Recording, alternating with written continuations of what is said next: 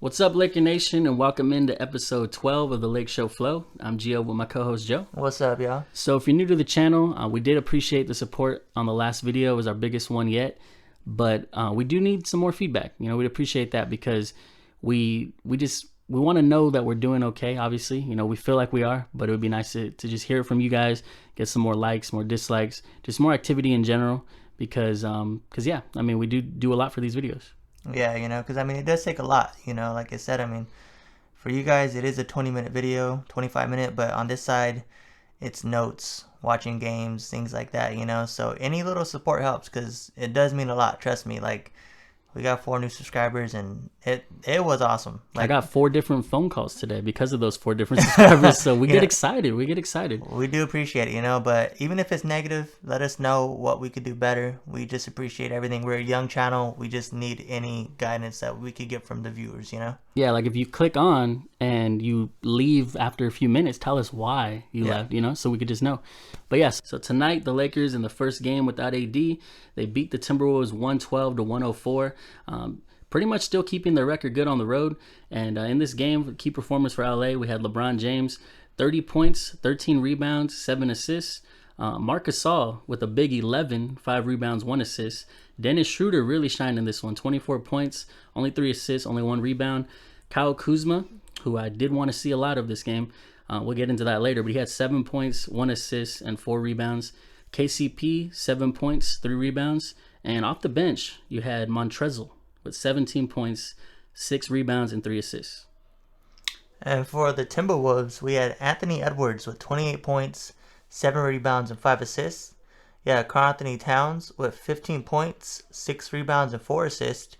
You had Beasley with 11 points, 2 rebounds, and 1 assist. And you had Ricky Rubio with 13 points, 4 rebounds, and 8 assists. And off their bench, McLaurin with 13 points, 2 rebounds, and 4 assists. And then Reed with 10 points, a rebound, and assist. Yeah, so going into this game, obviously, no AD, so we're going to need people to step up. That's pretty much what I knew. We both kind of said that. But Schroeder, right away, he started looking good. He was attacking. We like when he uses his speed, when he's getting to the basket, because I feel like it's so easy for him to get past whoever's in front of him. And then we started seeing him finish around Carl. But we also had a lot of turnovers as a team to start off. I think we ended up with 10 turnovers in this one quarter, and that pretty much kept them right there. Because at one point I'm like, we should be up by 10 right now, but we just kept giving it to them. So. Yeah, that first quarter, we had 10 turnovers alone. So we've talked about it before. We're like in the bottom of the league when it comes to turnovers. A lot of it's just sloppy play. A lot of it is, I feel like a lot of it's just trying to be too fancy too sometimes. A lot of it's just trying to be like no-look passes or just overthink the pass. Yeah. So, that stuff could be like addressed and fixed if you just kind of go over film and just, don't make things hard. Just keep it simple, Yeah. And it could be a lot of the lack of the practice. They don't really do that. But another thing is with LeBron James, I feel like he's trying to get everyone involved early. Yeah. And it did pay off because we'll talk about, he got a lot of help this game. But yeah, we can't really let teams, especially with the Timberwolves, if we can go up on them, they're not like a really good record. They don't have a really good record. So we should be able to go up early on them. But I feel with LeBron too, though. I feel like LeBron is such a gifted passer that sometimes he tries to do too much with the pass. So that's what's leading him to the turnovers too. He is, I think, in the top with turnovers this year. But he does everything else so well. It's not that big of a deal, but it's something that he should be able to work on. And just like I said, don't overcomplicate it. Like, I know you could fit passes through like these crazy like spaces. Yeah. But you don't always have to hit the home run. You know? And especially against a young, like shifty team like the Timberwolves, they're gonna get in those passing lanes. But we did also see Caruso off of one of those turnovers though. He had a chase down block, and it looked. This guy does like everything. This is kind of why. Before this game, I was saying maybe start him because Dennis was looking a little like up and down, a little hot and cold. Yeah. But we didn't have that problem this game, so that was good. But yeah, so LeBron pretty much had like half our turnovers that quarter, and we end up finishing that quarter up 30-27. But like we said, we could have been up by more. But going into the second quarter, right away, good bench energy, which you love to see. Trez doing his thing. He just has this finishing. He finishes so aggressive. Like, yeah, he's either gonna dunk it on someone or around someone, or he's gonna get fouled, finish with the with the N1.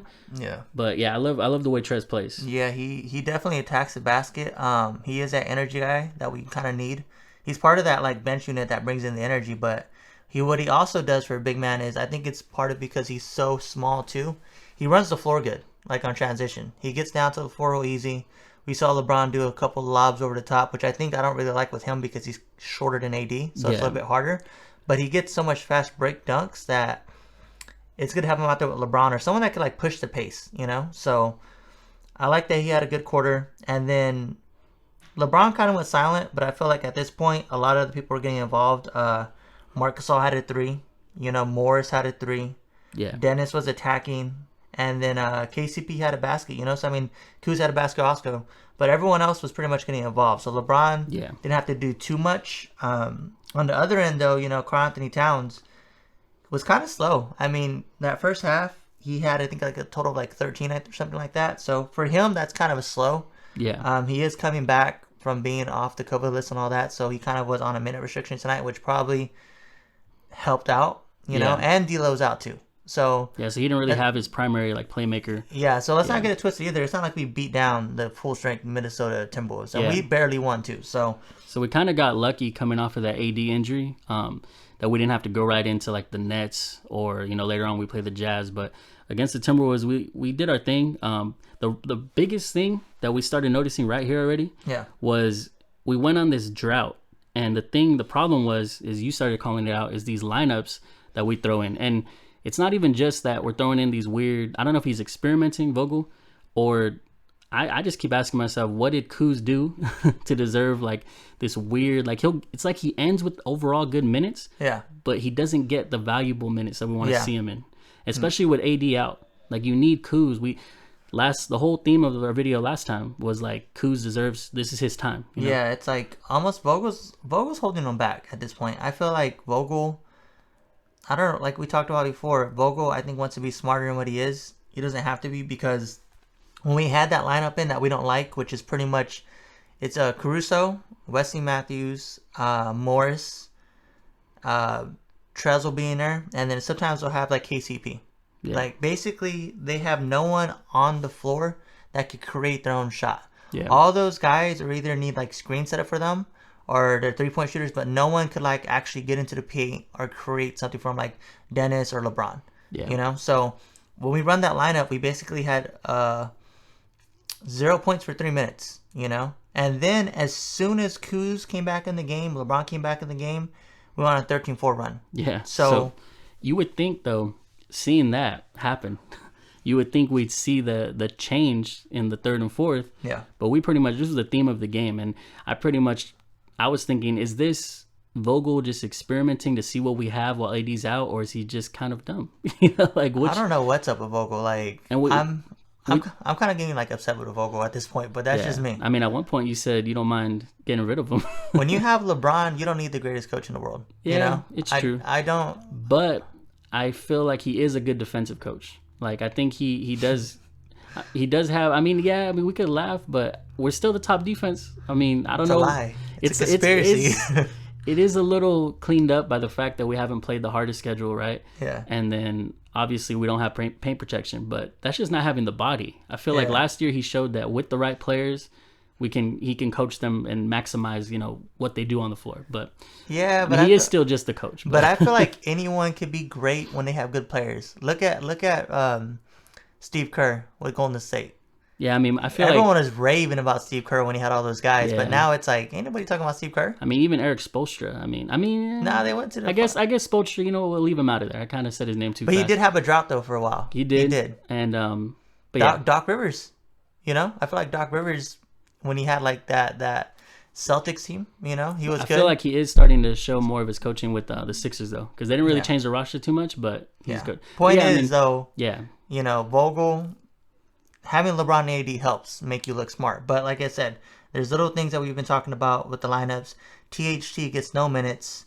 Kuz gets minutes at the end if you look at his minutes. But those are all the first half minutes pretty much. Like he set the whole second half. You know, Trez doesn't get that many minutes. I think Trez had like 18 tonight. Yeah. Well, you know? Trez, the thing with Trez is he's so comfortable coming off the bench and bringing energy that even with, you know, getting less minutes than Gasol sometimes, or he still maximizes those minutes. Like he doesn't let a single minute that he plays go unnoticed.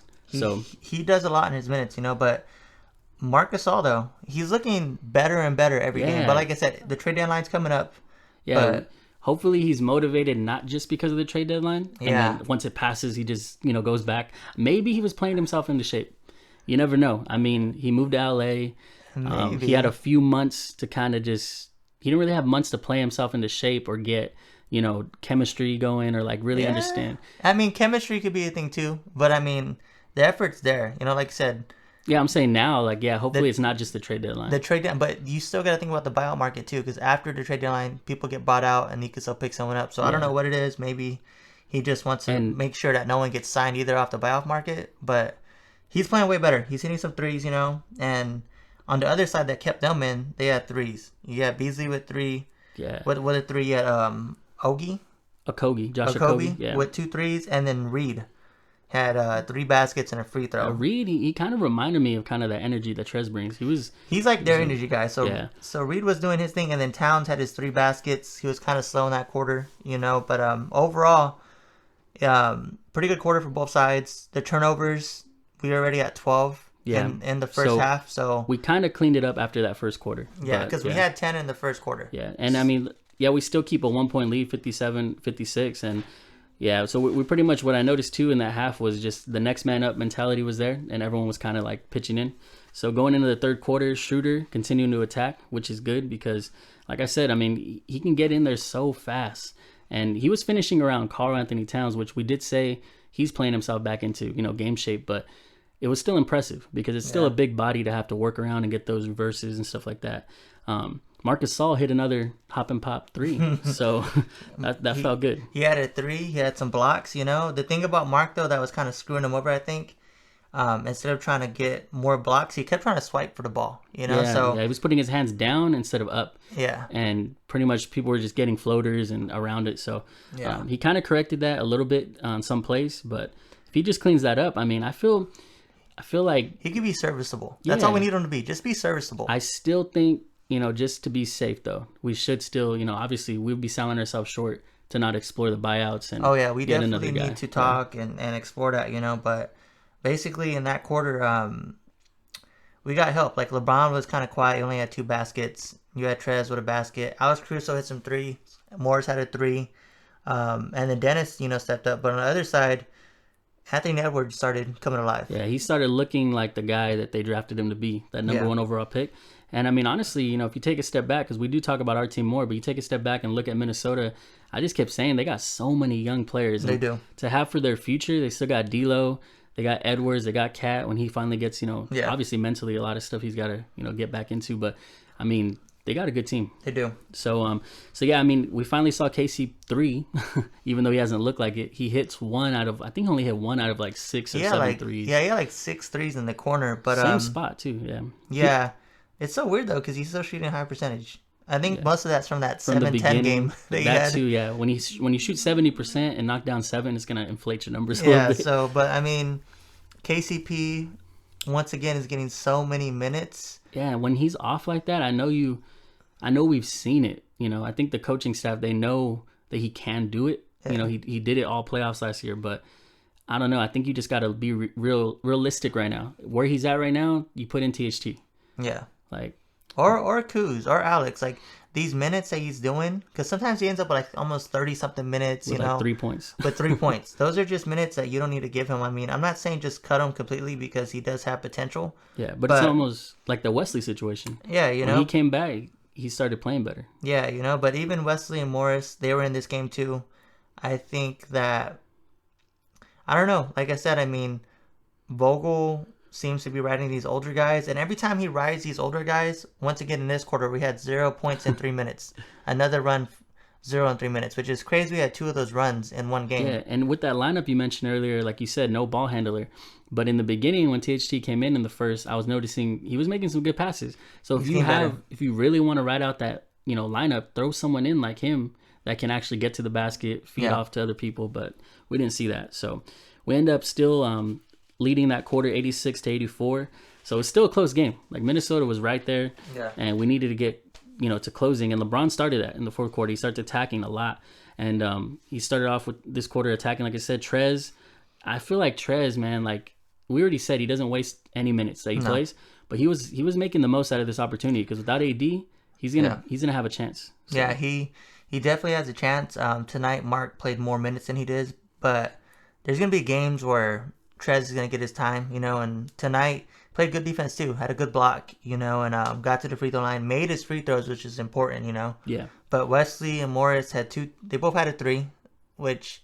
Yeah, and I mean, it's good. I don't want to sound like I'm trying to like go against my own guys, Yeah. but I feel like those threes are so valuable when it comes to the minutes because I feel like Vogel is just more and more like, I'm gonna give you more minutes and more minutes it's like and more minutes. You're happy to see it, but whenever I see Morris or West make a 3, I'm like, okay, now just minus a couple more minutes from Kuz, minus a couple more minutes from THT, and it's like, which I mean, Kuz didn't play the whole second half pretty much. Yeah, Kuz set the whole second half, which is like, I just don't get it. Like when it comes to Kuz, because I mean, we're not trying to say Kuz is a perfect player and he does everything right, because he does. Everyone does something wrong, I mean, no one's gonna be perfect, but I feel like he does so much good and does not get rewarded for it. And I don't know what it is with Vogel and him. I don't know if maybe don't want his value to go up too high, because we only got him for 3 years, and he gets that player option to leave or sign with us again. So maybe they're trying to devalutize him and not let him blow up, or I don't know what's happening. The thing with him though is when he was deciding if he was going to sign that extension,